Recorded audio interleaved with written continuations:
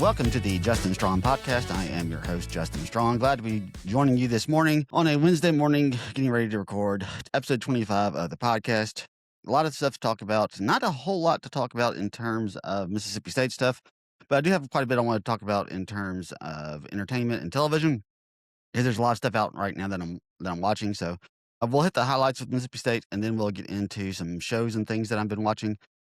So just kind of give you a heads up about all of that. If you are only here for certain parts of it, you can check the timestamps and you can see when I'm talking about whatever it is that you prefer to listen to. I will have those in the show notes, so you can fast forward, rewind, do whatever it is you need to do to get all of that, to get it where you want it in the show. So if you are not following on all of the social media platforms, I would really appreciate it if you did so. I am on TikTok. I am on Twitter, Facebook, Instagram, YouTube, all of those places. You can catch the full episodes on Spotify, Apple Podcast. You can catch them on YouTube. You can also catch the clips that I pull from each episode on pretty much every social media platform. So if you would do me a huge favor, like, subscribe, all that fun stuff, I would really, really appreciate it. So it would help me out quite a bit. All right, let's go ahead and get into the heart of the show. We'll start with the Mississippi State first, and let's go ahead and talk baseball. The baseball team this is the first time I've recorded really since the weekend where they went to Arlington. I said they need to go 4-0 over the next 4 games, the 3 games against Lipscomb and the midweek game against Tulane. They do just that. Wasn't always as easy as we would like for it to be, but nevertheless, the Mississippi State Bulldogs do come out on top in all those games. It took them a while to get going on Friday night against Lipscomb, but they eventually did get going. As a matter of fact, they were down 1-0 going into, I think, the 6th inning, and then the bats finally woke up and they kind of walked away with it pretty easily after that. Saturday, a little bit more of the same, a little bit closer. I think it was 7-3 was the score. I don't remember exactly what the score was, but it was a little bit closer than we would have liked. But then I forget. This was the weird schedule. Thursday was the first game against Lipscomb. Then you had a game on Friday, and then Saturday was the finale. They did it at 10 o'clock in the morning. And that's the one that Mississippi State just completely dog walked Lipscomb. They ended up winning the game 26-0. The game ends on a run rule, I think after 6, if I'm not mistaken. It was just a laugher. Lipscomb got 1 hit. They got 1 walk. Like I said, just a real mess of a game for Lipscomb. I mean, it's really kind of kudos to Charlie and Bart, the guys who do the play-by-play on the broadcast for ESPN Plus whenever it's on ESPN Plus. They were having to come up with all different types of things to talk about. It's really, really hard to broadcast a game when it is that lopsided. It's just really hard to come up with stuff to talk about. Kudos to Bart and Charlie for doing their best to come up with stuff to talk about during that laugher of a game. The most interesting game, though, ends up this past evening on Tuesday night against Tulane. The Bulldogs traveled to Biloxi and won. It's the way this is every single year. The Bulldogs always go down to Biloxi to play a game or 2. Sometimes they play 2 during spring break. And when they do that, the feed is almost always terrible. It's almost always absolutely terrible. And this was no exception. They eventually got it figured out a little bit, but the feed at first was just so incredibly jumpy. It was jumping all over the place. And they eventually got it after a few times when the broadcast just completely went out. They eventually got to the point where you could actually see it. It wasn't jumping around, but the audio was a good 3 or 4 seconds ahead of the video.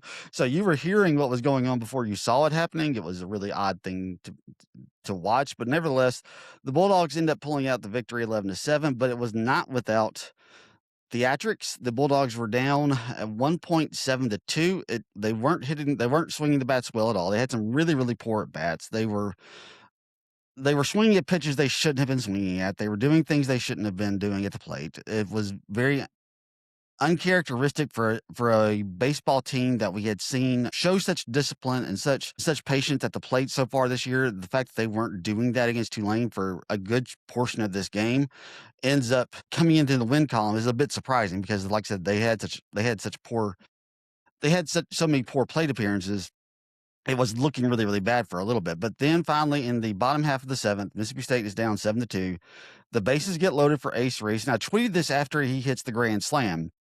I tweeted this. This just seemed inevitable. There was nowhere to put him. If they walk him, if they don't pitch to him, then they're going to end up bringing in a run anyway, just because the bases are loaded. And if you walk him or you try to pitch around him, like I said, a run will come in regardless. So they have to come after him. And if they decided, you know what, we'll give up a run here and pitch the next guy. Well, Noah Sullivan is up next, and Noah Sullivan can do almost as much damage as Ace Reese can do. So they didn't have any real good options. And like I said, it just really felt inevitable. Ace Reese ends up going slightly opposite field to the left center, over the left center field wall, and ends up hitting a grand slam. And it just completely rejuvenates the crowd. It completely rejuvenates the team.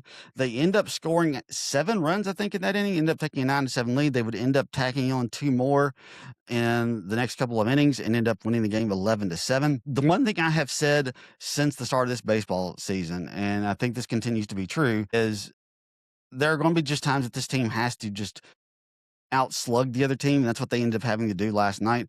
The 3 primary starters, McPherson, Valinkas, and Stone, those guys are solid. Those are probably as good a 3 as you're going to find in the SEC this year. And this is one of the reasons why Mississippi State is ranked number 3 in the country. Those are 3 really solid starters. And you've also got, 4 guys probably that you can bring out of the bullpen that are really solid as well, that you can count on, that you can rely on to give you quality innings. But once you get past those guys, it gets a little bit dicier. And during midweek games, you're going to rely on those guys more because you're kind of hoping that you don't have to go to your main guys when you're playing a midweek game against a non-power 4 team. That's what you're hoping. That's what you're planning for. And unfortunately, sometimes those guys are going to get hit, and that's what we saw last night. Now, thankfully, like I said, this team has the capability to completely slug the other team. Those bats will eventually wake up. They may have spells, they may have dry periods. It's going to be really, really difficult for those guys to be shut down completely for the entire time. It really is. It's going to be hard to get those guys out all 9 innings and only giving up a couple of runs. But I gotta stop real quick. All right. So as I was saying earlier, I think this team has a really good chance to put some runs up. It's going to be hard to keep them locked down completely for 9 innings. It just is. That's always going to be the case. And we saw that last night. Tulane did a great job of getting Mississippi State off of their rhythm for about 6 or 7 innings. But once they finally got things going, it was just basically snowballed after that. And then the Bulldogs just ran away from it. This weekend is going to be a challenge for the Bulldogs. They go to Arkansas. Now, Arkansas has a couple of bad losses on their resume. It's a team that Arkansas is a talented team, so you can't take anything for granted just because they have had a few struggles here in the early going. They're still a top 10 team according to D1 Baseball. I'm not so sure I agree with that, but nevertheless, that's where D1 Baseball has them. But they're still a really good team. That's still always a difficult place for Mississippi State to go and win. So you've got a challenge. Like I said, you need your top 3 starters to continue to do what they've done all year long. You need them to start going deeper into the games than they have been. And I'll be very interested to see how Coach Parker and Coach O'Connor handle the pitching staff now that we're hitting SEC play. It's always been with Lamonis, he would try to save their arms as much as he could until postseason play. And it worked really well in 2019 and 2021. The rest of the years, the pitching was just so bad it didn't really matter. You couldn't save anybody anyway. So, like I said, it's the years that followed, it didn't really make it that much of a difference because, like I said, it was hard for them to even get to the postseason.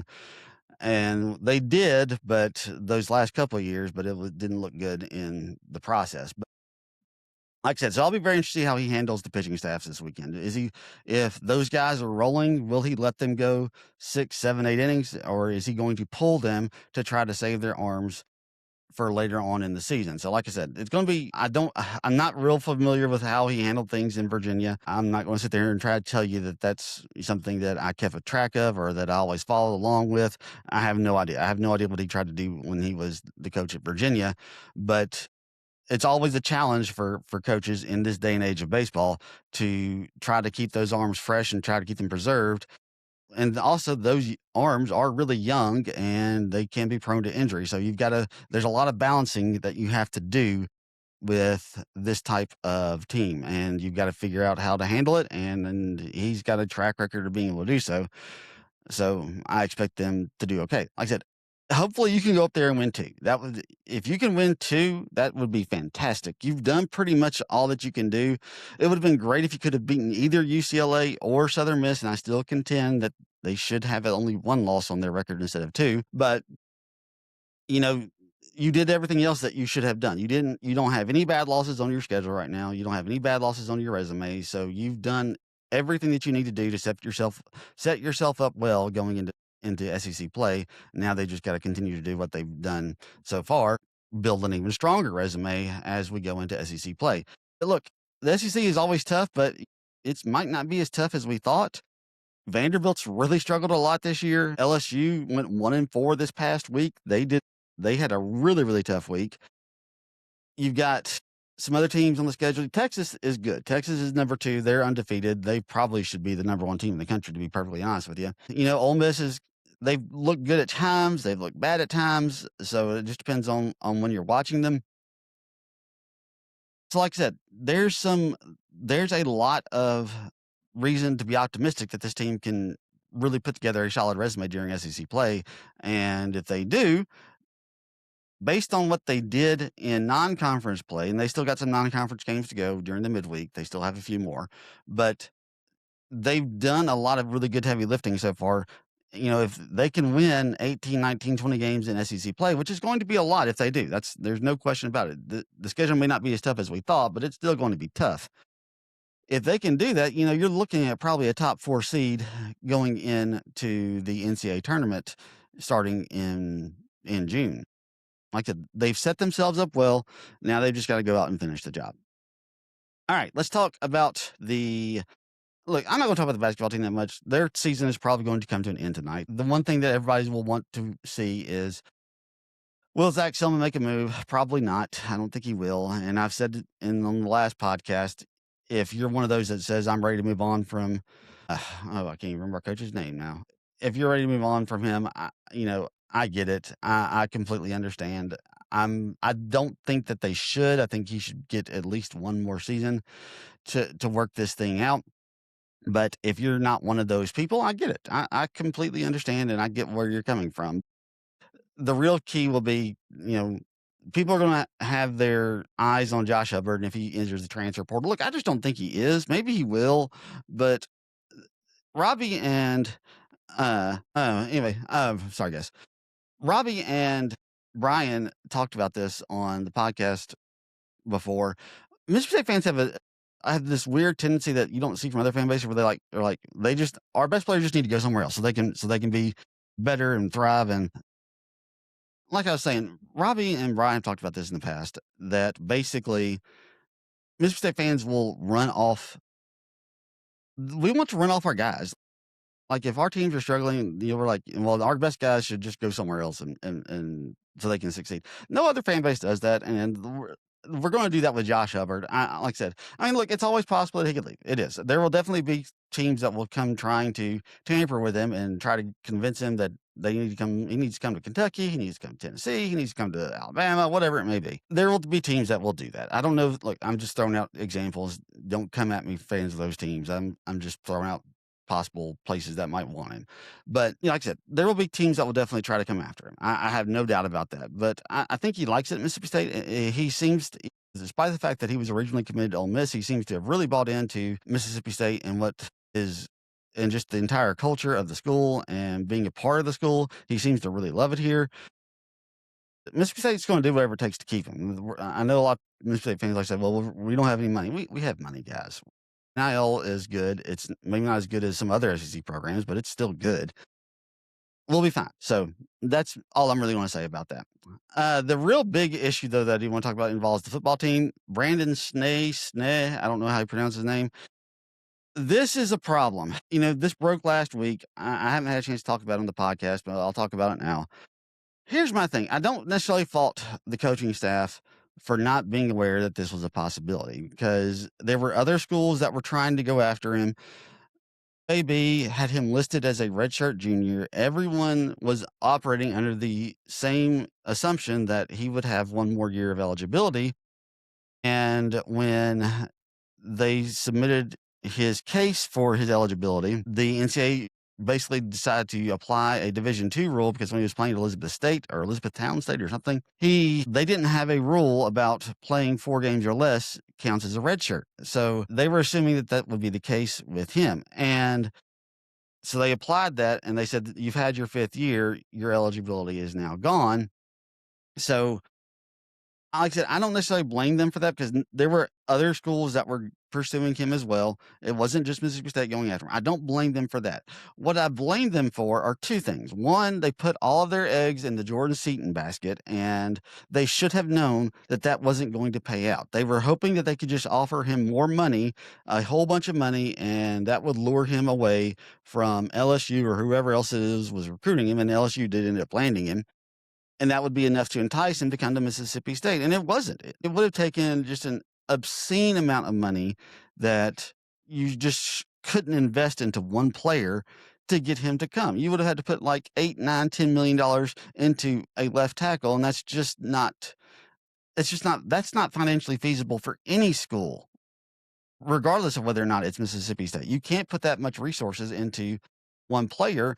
And they've ended up striking out on Jordan Seaton, and so they didn't really have a great backup plan. Brandon Snee was the backup plan. So that's the one area where I fault the coaching staff in regards to how this went. The other area where this went haywire, and this is my biggest thing, is if you're one of the coaches, you have to do anything and everything you can to convince Snee to take this to the courts. Apparently, he told the coaches he didn't think he had a very good case, so he was going to go ahead and try to make it into the NFL. He's not going into the NFL. If he does, he might be signed as a free agent or like a 6th or 7th round draft pick. He's a good, not great left tackle out of UAB. That's not going to get him drafted just really high. He's going to have to just like completely show out on pro day. And maybe he does, but I just don't see that happening. So I don't understand how you as the coaching staff can't do everything you possibly can to convince this kid to challenge this in court, because these things have been overturned left and right across the country. And there's no reason to think that his case wouldn't either. I'm just completely shocked that they couldn't convince him to at least try to get this thing overturned. And for whatever reason, he's just was convinced he didn't have much of a case and is going on to try to make it into the NFL. I mean, you have to put forward to the guy, look, you're going to get NIL money this year. You'll get some money. You'll get paid a little bit. But if you're going to try, if you're not even going to play, we can't pay you. There's no reason there's nothing that you can do except get injured that will hurt your draft status by not coming to Mississippi State. I mean, if you come to Mississippi State and you show that you can block at a decent level against SEC opponents, he could end up really improving his draft stock. This is why I don't understand. This is where I fault the coaches. You have to do everything you can to convince that guy to come and put on a Bulldog uniform in 2026. You have to do whatever it takes to convince him. And the fact that they couldn't do that, that's where I really fault this coaching staff for this, because you had a lot of issues you needed to address in the transfer portal. And for whatever reason, they just couldn't do it with the left tackle. Left tackle was the biggest need they had, and they completely whiffed. I have no idea who's going to be our left tackle this year. I have no idea. And maybe, look, I do believe the offensive line is going to be better than it was last year. I don't think it can be a whole lot worse with a few of the additions they made. I think it will be better. And I'm hoping that there will be some development from some of those guys that were on the team last year. But I don't have a whole lot of faith in Coach Lodeholt to get this unit up to the standard that it needs to be at. Look, there's a lot of things in place for Mississippi State that they could have a really good year next year if they had a good offensive line. But right now, they don't. And it just completely limits and hinders the ability for the offense to do anything. Look, other people have said this before as well. The fact that this team averaged 30 points a game with as crappy of a offensive line as they did is actually kind of impressive. And I do have to give Coach Levy some kudos for that. The fact that he was able to figure out a way to score points despite the fact that his offensive line can't block worth of crap. So, like I said, he gets some credit for that. But the one thing, but then he loses as many points as he gained because the one thing you have to do, you have to fix that offensive line, and you don't really, at least at this point on paper, it doesn't look like you did what you needed to do to get that area corrected. I just don't know how that happens. I just don't. I don't get it. I don't see how you can allow that unit, which is so bad and so incompetent at times, how you can allow that to end up just not being addressed. I just don't get it. So anyway, all right, let's go ahead and talk about the entertainment stuff. There are 2 new shows out on HBO currently that aired this past week. One is called DFT St. Louis. I think that's actually just an HBO Max show. I'm really kind of confused about how it works. The other is Rooster. That one I know is an HBO Sunday night television show. ETF St. Louis is actually an HBO show. They're both taking the place of basically Night of the Seven Kingdoms and Industry. They're basically taking their spots on the broadcast schedule. I like both these shows. Let's talk about Rooster first. Rooster stars Steve Carell. It's a Bill Lawrence show. I didn't know that going into it, but after having watched the first episode, it very much feels like a Bill Lawrence show. It's got 2 Bill Lawrence veterans in there. It's got John C. McGinley, who played JD's mentor basically in the show Scrubs, if you ever watched Scrubs. And it's got Phil Dunster, I think is his name, who played Jamie on Ted Lasso. So like I said, you've got 2 guys that Bill Lawrence is familiar with that are on this show. But it's just a really good, fun show. I mean, it is funny, but a lot of Bill Lawrence's shows, they are funny, but they're not just like laugh out loud, constantly funny. They're just like kind of lighthearted humor. They're very much feel good type comedies, and that's what this one really is. Steve Carell, I haven't seen a whole lot of him recently. He's been in The Morning Show, and he's done a couple other things, but this is a really good role for him. He gets to do a father. He's playing basically a father who's also a writer, and the books that he's written are about this character named Rooster, and just it's just him being of a dad who cares maybe a little too much about his adult daughter and the life that she lives, and maybe getting a little too involved in her life and trying his best to help her, and honestly giving her good advice at times that just doesn't work out well. Like I said, it's got a really interesting dynamic to it. I've enjoyed the first episode that I saw. Really looking forward to seeing how the rest of this story plays out. The first episode ends pretty wildly. I'm not going to spoil it for you if you haven't seen it. I would highly recommend watching it if you have an HBO account. Like I said, it's a really, really good show. It's like I said, it's good, lighthearted comedy, feel good comedy type show, in the same vein as Ted Lasso, same vein as Shrinking on Apple, which is another good show. I don't probably not gonna have time to talk about it today. And also obviously Scrubs, those are kind of his hallmark shows. I really have enjoyed it. I'm looking forward to more of it as we get deeper into the seasons. Also, on HBO, like I said, DTF St. Louis. I'm not going to say what DTF stands for. DTF stands for because I do try to keep this podcast clean, so you can try to figure it out if you want to. But this is kind of a dark comedy. It's got Jason Bateman. It's got Linda Cardellini, and it's got, what's his name? The sheriff from Stranger Things. I cannot remember his name all of a sudden. Dang it. I'm terrible with names, guys. I apologize. They just leave me. Maybe it's because I'm getting older. But anyway, it's a dark comedy. It's got basically a love triangle between these 3 people, and somebody ends up dead at the end of the first episode. I'm not going to talk about it, about who it is or how it plays out. But the first 2 episodes aired this past week, I think. I think it started this past week. And it's funny. But like I said, it's dark comedy, so like you're laughing at things that like you normally wouldn't laugh at. They do a really good job of putting it in taking things that shouldn't be funny and making them funny at times. But Jason, one of the things that works really well, Linda Cardellini, she's in her 50s at this point, and she still looks as great as she always has. And that's one of the things that makes this show work because you have two men who are longing to be with her. You've also got Jason Bateman, who is playing just a real sleazeball character, kind of like that's just kind of what Jason Bateman does really, really well. He plays these sleazeball type characters real well. I never saw Ozark, but my guess is that's the kind of character he was in Ozark. So, like I said, those are the types of stuff that he does just really, really well. And David Harbour, I cannot remember David Harbour's name. David Harbour is, he's got a lot of different. He's got a lot of range. He can be like this super serious dude, like he kind of is throughout most of Stranger Things, but he's also got this really funny streak that's in him. If you saw Thunderbolts, if you saw Black Widow, he can be incredibly funny, and he has that. He's kind of tapping into that in this show. He's put on a ton of weight. I don't know if they did some of the CGI because one of the things that he said he was never going to do again was put on a bunch of weight, and he's got a lot of weight on him on this one. But then that's kind of one of the themes of the show in this early run. Like I said, it's entertaining. It's really fun.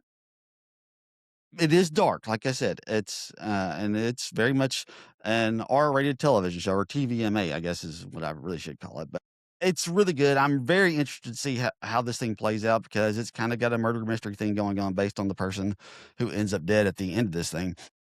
And they're kind of spinning that out. I'm very interested to see how that one plays out as well. The last show I want to talk about is Paradise. If you haven't seen Paradise yet on Hulu, check it out. The first 3 episodes dropped the first week it aired. We've gotten 2 episodes these last 2 weeks. I haven't had a chance to talk about the last 2. And the last 2 have been just absolutely phenomenal. I am going to spoil this one. So if you haven't seen Paradise, you might, and you want to check it out, I would tune out at this point because I am going to spoil this one a little bit. But basically with Paradise, episode 4, it's Shailene Woodley's character and Xavier Brown's Xavier played by what's his name, Brown. I can't remember his first name, but they're basically bonding. She's pregnant. She ends up having the baby, and her character ends up dying. I didn't see this coming because when they announced her, they put her on like all the posters for season 2. So I'm like, this is going to be one of the main characters that they have throughout the course of season 2, and they kill her off in episode 4. I was not expecting that. That was quite the surprise to say the least, but it's a really touching, moving episode. I thought it was just fantastically done. But, childbirth is one of those things, it's amazing to me just how far we've come because childbirth is not easy. It's amazing that we don't have more people die from childbirth and more babies that aren't stillborn. I mean, that used to be something that was kind of common back before we had the marvels we have with modern medicine today. That happened quite a bit because childbirth is not easy. It is not easy on the mother. It is not easy on the child. You're putting the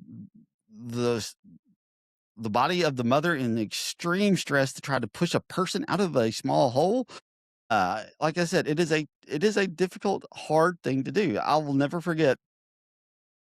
My wife ended up had to have technically, I guess it was an emergency C-section when our son was born, but because she had a C-section when our daughter was born 5 years later, they had a planned C-section. It was scheduled, and I will never forget the morning that she was coming and that she was due, and that they were going to actually do the surgery. I ended up waking up and my stomach just felt absolutely awful. I was like, I felt like I was going to throw up. I was like, oh crud, I cannot have a stomach bug today. So I never told my wife. I didn't tell her that I was feeling really, really bad, and it was taking everything in me to not just throw up. I just assumed like I had the stomach bug, and so we're getting through it. She goes to surgery, and next thing I know, after the baby is here and after our daughter is born, I didn't even realize it, but like I felt fine all of a sudden. And looking back on it, as soon as I realized, I was like, I wasn't sick. I was just incredibly nervous about this because it is. I mean, childbirth is always. I remember just how difficult it was with our son, and the reason why our son couldn't be born naturally is because, or vaginally, is because his head was too big. And I have a big head. He inherited it from all the strong men. We have big heads, and he just wasn't coming through. So they ended up having to do a emergency C-section. like I said, that was really, really difficult, and she had a hard time. It was so, like I said, I just remember all of that. I was remembering all of that from the first time our son was born, and it probably shouldn't have been as big of an issue to me. But in 2007, you know, this was our first child, and Tim McGraw's "Don't Leave the Girl" was really popular back then, so it was getting played quite a lot. And like I said, so there were a lot of things that were just like any concerns or worries I had about childbirth. They were getting compounded by just a lot of what was going on in the world at that time. So I had actually hoped to start my ranking of Christopher Nolan films as we get ready to go into the Odyssey, but unfortunately, I'm kind of running out of time, so I'm going to have to wrap it up. I'll probably start that next time I record. I probably won't record any more this week. I'll save. Hopefully, I'll get 2 shows in next week, but this will probably likely be the only show that I get in this week. So anyway, until then, we'll talk to you later.